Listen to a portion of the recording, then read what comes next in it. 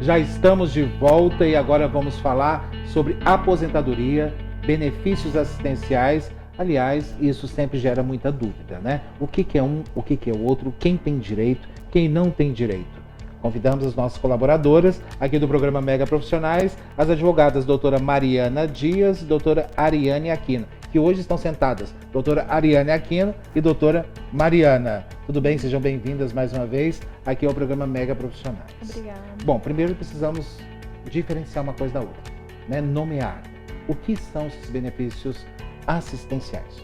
Os benefícios assistenciais são benefícios pagos por meio do INSS para aquelas pessoas que não contribuem, e a gente até achou legal o tema desse quadro de hoje, porque sempre tem muitas perguntas, né, para aquelas pessoas: eu não contribuo, tenho direito a algum benefício?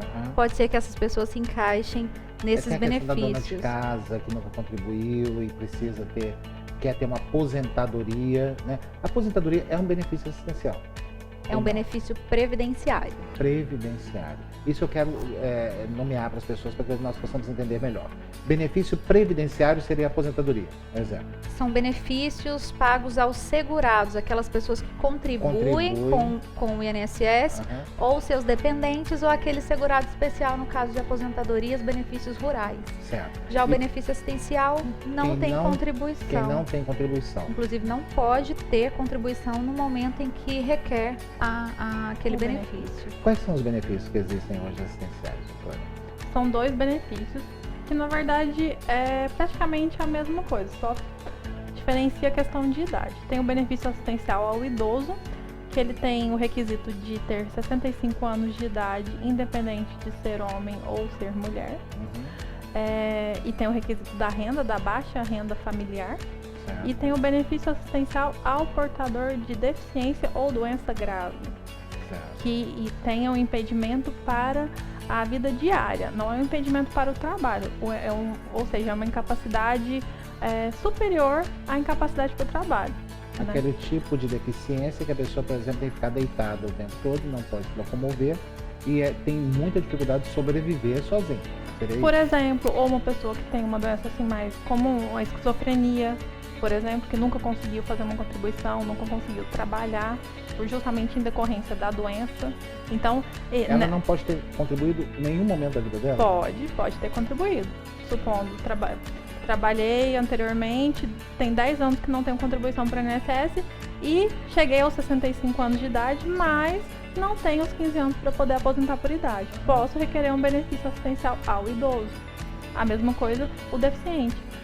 Mesmo a pessoa tendo contribuído a vida toda, se ela contribuiu uma parte da vida dela, ela perdeu esse tempo, ou seja, não contribuiu determinado tempo. Não atingiu o tempo necessário. Mas acima de 65 anos, ela pode entrar com benefício assistencial. Sim. Qual que é a diferença para a aposentadoria? Existe um teto máximo? Não, a diferença é que o benefício assistencial ele é para pessoas de baixa renda. O que é caracterizado baixa renda? No INSS, se você for diretamente à agência do INSS e solicitar o benefício, para cada pessoa na casa não pode ter valor superior que a 1/4 do salário mínimo. Se esse idoso vive sozinho, mas possui filhos que não vivem com ele, vive sozinho, ele não tem nenhuma renda. Sim, nesse caso ele teria direito ao benefício. Mesmo os filhos morando fora, distante. Justamente pelos filhos morarem distantes, porque se eles morassem na mesma casa, poderia caracterizar como grupo familiar. E aí a renda desse filho interferir na renda do pai, né, e de conseguir o benefício. É aquilo que eu falo sempre a vocês. Nós temos direitos a vários benefícios. Aliás, é uma história no Brasil, isso é cultural no Brasil. Temos vários benefícios, mas as pessoas não sabem que benefícios são esses, não sabem que tem direito e não sabem aonde procurar. Às vezes ouviu falar, e o que acontece? Vai lá e procura o INSS, procura de forma equivocada, é rejeitado aquele benefício e a pessoa acredita que nunca mais vai poder ter acesso. E passa situações dificílimas, inclusive para a sobrevivência. Então, essa é a função nossa aqui nesse quadro, levar informações para vocês e falar que é possível sim. Claro, na maioria das vezes você vai precisar de ajuda de uma advogada que seja especializada, ou um advogado que tenha essa especialização. Isso vai ajudar e muito vocês, tá? Essa é a nossa função, sempre levar essa informação. Essa informação que vocês estão trazendo agora, por isso eu vou ser repetitivo às vezes, mas é para que possamos absorver mais, tá?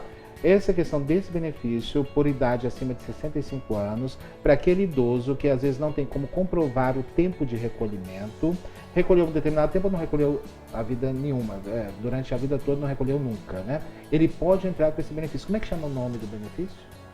Benefício de prestação continuada. Benefício de prestação continuada. Ok. Isso é muito importante. O outro é com relação a...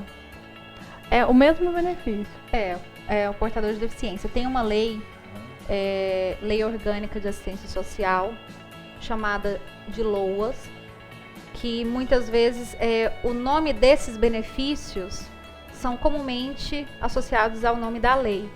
Então, popularmente, eles são chamados de LOAS. São LOAS para o deficiente e o LOAS para o idoso, né? Esses benefícios. Mas só tem 2 benefícios? Eu pensei que a senhora ia falar, nossa, tem vários, então eu vou falar de alguns que eu lembro. Só tem 2 benefícios assistenciais com essa característica. Sim, e é importante também lembrar que não basta só não ter renda e morar sozinho, como aquele exemplo aqui que a gente citou. Mas é importante a gente lembrar também que a Constituição Federal, ela garante àquele idoso, àquele deficiente, a proteção do Estado. Sim. No caso, esses benefícios estariam de acordo com isso, mas também a obrigação da família. No caso, muitas vezes nos procuram, poxa, Tancredo, ou poxa, Mariana, eu não tenho renda, mas meus filhos trabalham, eu tenho um filho que é médico, tenho outro filho que é advogado, que tem... E não me dão assistência. Isso, aí já seria um pouco diferente, porque ele talvez não estaria incluído aí nessa questão da vulnerabilidade social, aí já seria uma questão familiar também, então, que não pode ser jogada totalmente para o Estado. Tá. Porque, assim, o Estado ele tem a obrigação de prover, pela Constituição Federal, né, de prover a assistência social de forma subsidiária à família e à sociedade. Então, está previsto na Constituição. O que significa isso? Quer dizer que primeiro a família, posteriormente a sociedade, por meio de instituições filantrópicas, e caso não exista... no último caso, caso a família não tenha condição e a sociedade, que o Estado intervém, que o Estado ingressa como papel de proteger esse cidadão em estado de vulnerabilidade social. O ideal é procurar um advogado, e o advogado entrar com algum recurso orientar aquele possível segurado. Possa vir a ser segurado. Uma coisa assim que eu queria destacar é que eu falei que para a pessoa conseguir no INSS o benefício, ele não poderia ter mais que 1/4 do salário mínimo para quem reside na casa. Mas isso é o critério de concessão do benefício de forma administrativa no INSS. Caso a pessoa ingresse com a ação judicial, existem outros critérios para aferir a vulnerabilidade social e a miserabilidade dessa pessoa. Então, na justiça, esse critério ele é, vamos dizer, alargado, ele é relativizado. Então, tem-se uma visita da assistente social na casa para realmente verificar se, vamos supor, eu sou casada e meu esposo ganha um salário mínimo. Um outro exemplo também, se ele for aposentado e ela perde esse direito. A jurisprudência, né, tem o entendimento de que a renda do outro idoso que mora na mesma residência tem que ser excluída do cálculo da renda. Então, vamos supor, mesmo que o meu esposo, idoso também, tem aposentadoria. Tem a aposentadoria de um salário mínimo, né? Desde que o valor não seja superior a isso, a renda dele será excluída do cálculo. Então, eu também teria direito ao benefício. E além, tem vários julgados nesse sentido, outros casos também que retiram rendas e também, vamos supor, comprovando gastos, comprovando gasto com medicação, comprovando gasto com aluguel. A gente também pode relativizar essa questão de 1/4 da renda. Mas somente de forma judicial. E ainda tem outras leis, tem o Estatuto do Idoso também, que prevê isso, que esse 1/4 do salário mínimo passa a ser considerado, na verdade, metade do salário mínimo quando tem um idoso e, por analogia, também um deficiente que receba um benefício assistencial E aí, isso, como a doutora Ariane estava falando, judicialmente Tem muitas está... nuances, né? Isso, Sim. judicialmente isso aí está sendo estendido também para aquelas aposentadorias de salário mínimo, porque assim, se a lei fala, aquele que recebe benefício assistencial tem que ser excluído da renda, ou no caso daquele idoso, daquele idoso tem que ser a renda considerada metade do salário mínimo, por que aquelas pessoas que recebem aposentadoria também no valor de salário mínimo, elas não podem ter os mesmos direitos, né? Seus familiares não podem ter esses mesmos direitos. Então, tudo isso aí é uma questão de verificar realmente cada caso. Mas depois eu queria conversar com a senhora sobre a questão de pensão também. Sim. Né? Porque é importante só me esclarecer um outro fato aí. É importante também, igual eu falei, a assistente social ela faz uma visita na casa, então também não adianta eu morar num sobrado e querer receber um benefício assistencial. Então realmente são para pessoas que estão em estado de vulnerabilidade social. Sim. Então eu não tenho uma renda formal, então eu penso que eu tenho direito ao benefício. Não. Às vezes meu filho me dá um dinheiro, eu trabalho de forma informal e consigo oferir renda. Então não é porque eu não tenho uma renda formal que necessariamente eu tenho direito ao benefício.